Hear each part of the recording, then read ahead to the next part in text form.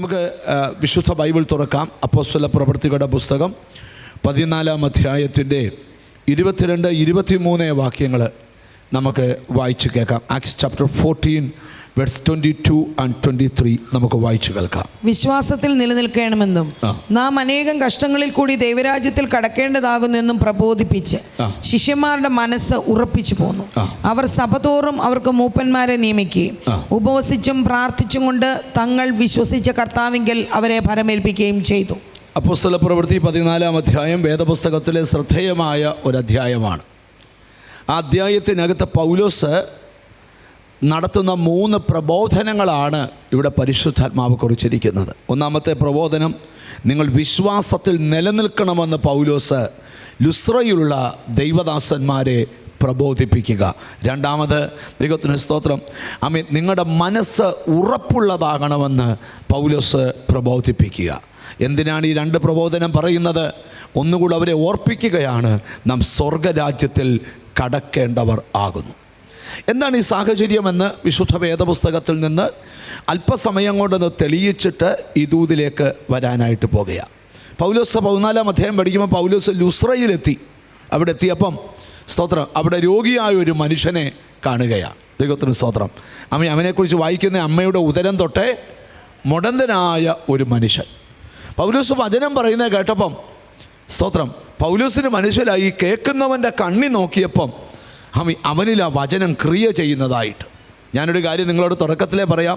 ദൈവവചനം പറയുമ്പം ഞങ്ങളുടെ മുഖത്തുനിന്ന് കണ്ണ് പറിക്കരുതെന്ന് നിങ്ങളോട് പറയുന്നത് എന്തിനാണെന്ന് ചോദിച്ചാൽ, വചനം കേൾക്കുമ്പോൾ നിങ്ങളുടെ അകത്ത് പ്രവർത്തിക്കുന്നത് ഞങ്ങൾക്ക് നിങ്ങളുടെ കണ്ണുകളിലൂടെ തിരിച്ചറിയാൻ കഴിയും. പൗലോസിന് മനസ്സിലായി ഇവൻ്റെ അകത്ത് വിശ്വാസമുണ്ടെന്ന്. സ്തോത്രം. പൗലോസ് അവൻ ദൈവത്തിന് സ്തോത്രം സൗഖ്യമാക്കിയ അവിടെ യേശുക്രിസ്തുവിൻ്റെ നാമത്തിൽ അവൻ സൗഖ്യമാകുക. സൗഖ്യമായി കഴിഞ്ഞപ്പോൾ ആൾക്കാരെല്ലാം കൂടി സ്തോത്രം പൗലോസിനും ബർന്നബാസിനും പുതിയ പേരുകളിട്ടു. ഒരാൾക്കിട്ട പേര് പറയാമോ? ഇന്ദ്രനെന്നും ബുധനെന്നും പേരിട്ടു. എന്നിട്ട് വലിയ പൂമാല കൊണ്ടെന്ന് അവരെ അണിയിക്കാൻ നോക്കി. സ്തോത്രം. ഉടനെ പൗലോസ് നിന്ന് കൊടുത്തു. എല്ലാവരും മാല ഇട്ടോ, ഞങ്ങൾ വലിയ ശുശ്രൂഷക്കാരാണെന്നൊന്നും അല്ല പറഞ്ഞേ. അവർ വസ്ത്രം കീറിക്കൊണ്ട് ജനത്തിനിടയിലോട്ട് വന്നു. സ്തോത്രം. മാലയിടാൻ അനുവദിച്ചാൽ അടുത്തതൊരു യാഗം കഴിക്കും. യാഗം കഴിച്ചാൽ അനുവദിച്ചാൽ ഇവരുടെ പേര് പലതും എഴുതും അവിടെ.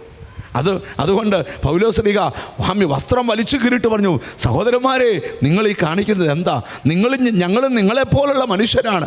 ഈ വ്യർത്ഥകാര്യം വിട്ട് നിങ്ങൾ ജീവനുള്ള ദൈവത്തിങ്കിലേക്ക് തിരിയണം. ഇത് പറഞ്ഞപ്പോൾ എന്തോ ചെയ്താന്നറിയാമോ? സ്തോത്രം. അവിടെ ചില ആൾക്കാരെല്ലാം കൂടെ അങ്ങ് ഇളകിയിട്ട് പൗലോസിനെ എന്തെന്നറിയാമോ? കല്ലെറിഞ്ഞു. സ്തോത്രം. എറിഞ്ഞിട്ട് ചുമ്മാ എറിഞ്ഞെന്നല്ല, പൗലോസിൻ്റെ ബോധം പോയി. പൗലോസ് അവിടെ ചത്ത പോലെ കിടക്കുക. സ്തോത്രം. ശിഷ്യന്മാർ വട്ടം നിന്നു. സ്തോത്രം. പൗലോസിനെ അവർ എഴച്ചു കളഞ്ഞെന്ന് അവിടെ വായിക്കുന്നു. കുറേ നേരം കഴിയുമ്പോൾ പൗലോസ് ഇറങ്ങി എവിടോട്ട് പോയെന്നാ? ദർബയിലോട്ട് പോയി. ദൈവത്തിന് സ്തോത്രം. അങ്ങനെയല്ലേ വായിക്കുന്നത്? സ്തോത്രം. ഒന്ന് വായിച്ചു കേൾപ്പിച്ചാട്ട്. എന്നാൽ ശിഷ്യന്മാർ അവനെ ചുറ്റി നിൽക്കയിൽ അവൻ എഴുന്നേറ്റ് പട്ടണത്തിൽ ചെന്ന് പിറ്റേന്നാൾ ബർന്നബാസിനോടുകൂടെ ദർബയ്ക്ക് പോയി. അപ്പോൾ വിചാരിച്ചത് ഇനി ഒരിക്കലും ലുസ്രയിലോട്ട് തിരിച്ചു വരത്തില്ലെന്നാ. പക്ഷെ അടുത്ത വാക്യങ്ങൾ വായിക്കുമ്പോൾ വീണ്ടും അവരെവിടെ എത്തി? ആ പട്ടണത്തിൽ സുവിശേഷം അറിയിച്ചു. പലരെയും ശിഷ്യരാക്കിയ ശേഷം അവർ ലുസ്ര, ഇക്കോന്യ, അന്ത്യോക്യ എന്ന പട്ടണങ്ങളിലേക്ക് മടങ്ങി. തിരിച്ചു വീണ്ടും ലുസ്ര വന്നിട്ട് ഈ പ്രതികൂലമൊക്കെ കണ്ട് പതറി നിൽക്കുന്ന ശിഷ്യന്മാരോട് പറയുകയാണ്, നിങ്ങൾ വിശ്വാസത്തിൽ നിലനിൽക്കണം. സ്തോത്രം. എല്ലാവരും കൂടെ ഒന്ന് പറഞ്ഞ്, വിശ്വാസത്തിൽ നിലനിൽക്കണം. വിശ്വാസത്തിൽ ധാരാളം ആൾക്കാർ വരുന്നുണ്ട്. സ്തോത്രം. പക്ഷെ വിശ്വാസത്തിൽ എന്ത് ചെയ്യുന്നില്ല? നിലനിൽക്കുന്നില്ല. സ്തോത്രം. നിങ്ങൾ ശ്രദ്ധിച്ച് കേൾക്കണം. നമുക്കിതിൻ്റെ വാക്യങ്ങളിലോട്ടൊന്ന് വരാം. എബ്രായ ലേഖനം ചമയ്ക്കുമ്പോൾ അറിയാവുന്ന വാക്യം നിങ്ങൾ എന്നെ നോക്കിയൊന്ന് പറഞ്ഞാൽ മതി. 11-ാം അധ്യായം 6-ാം വാക്യം, വിശ്വാസം കൂടാതെ ആർക്കും ദൈവത്തിൻ്റെ അടുക്കൽ വരുന്നവൻ ദൈവമുണ്ടെന്നും. അപ്പോൾ ഇവിടെ ദൈവത്തിൻ്റെ അടുക്കൽ വന്ന് നിങ്ങൾ വിശ്വസിക്കണം എന്തോ ഉണ്ടെന്ന്. ദൈവമുണ്ടെന്ന് തന്നെ അന്വേഷിക്കുന്നവർക്ക് പ്രതിഫലം കൊടുക്കുമെന്നും എന്ത് ചെയ്യണം? വിശ്വസിക്കണം. ഇത് കാണാൻ അറിയാവുന്ന വാക്യമാണ്.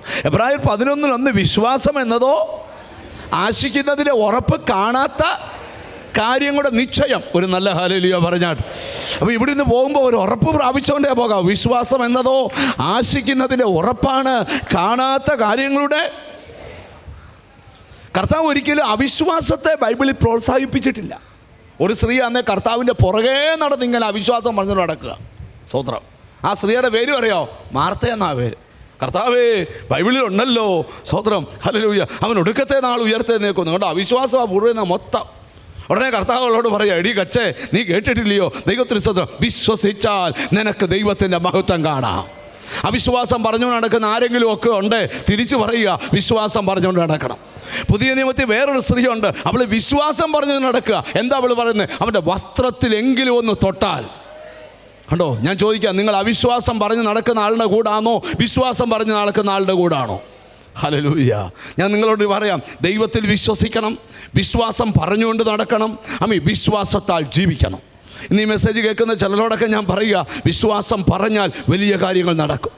ആരെല്ലാം നിന്നോട് അവിശ്വാസം പറഞ്ഞാലും നിങ്ങൾ അവിശ്വസിക്കരുത്. ഒന്ന് കൈ കൊടുത്ത് പറ, അവിശ്വസിക്കല്ലെന്ന് പറ. ആരെല്ലാം അവിശ്വാസം പറഞ്ഞാലും നിങ്ങൾ എന്ത് ചെയ്യരുത്? അവിശ്വസിക്കരുത്. ഒരു നല്ല ഹല്ലേലൂയ പറഞ്ഞാട്ട് സ്വത്രം. മറിച്ച് നിങ്ങൾ എന്തോ ചെയ്യണം? വിശ്വസിക്കണം. ഞാൻ നിങ്ങളോട് പറയാം, 1 കോടി കടമുള്ളപ്പോഴും രാജകീയമായി ജീവിക്കാം, വിശ്വാസം പറഞ്ഞാൽ മതി. ഒരു സ്ത്രീ പറയുക, ഇഞ്ചിഞ്ചായിട്ട് അവൾ മരിച്ചുകൊണ്ടിരിക്കുക. അവൾ പറയുക, അവൻ്റെ വസ്ത്രത്തിൽ എവിടെങ്കിലും ഒന്ന് തൊട്ടാൽ എനിക്ക് എന്ത് ചെയ്യാം? ഞാൻ എവിടെയെങ്കിലും എഴുതി വെച്ചിട്ടുണ്ടോ? യോശുവയുടെ പുസ്തകം 3-ാം അധ്യായത്തിൽ എഴുതി വെച്ചിട്ടുണ്ടോ വസ്ത്രത്തെ തൊട്ടാൽ സൗഖ്യം? ഇല്ല. ഇത് പിന്നെ എവിടുന്ന? അതവിടെ വിശ്വാസ തലമാണ്. ഞാൻ നിങ്ങളോടൊരു ദൂത് പറയാം, നിങ്ങൾക്ക് വിശ്വാസമുണ്ടോ ഇന്ന് സൗഖ്യമാകുമെന്ന്? കർത്താവ് എൻ്റെ അടുക്കൽ 2 കുരുടന്മാർ വന്നു. കർത്താവിനോട് നിലവിളിക്കുക. ഉടനെ കർത്താവ്, നിനക്ക് പുതിയ കണ്ണുണ്ടാകട്ടെന്നല്ല, അവൻ കർത്താവ് ചോദിക്കുക, ഇത് ചെയ്തു തരാൻ എനിക്ക് കഴിയുമെന്ന് നിനക്ക് വിശ്വാസമുണ്ടോ? മിണ്ടുന്നില്ല.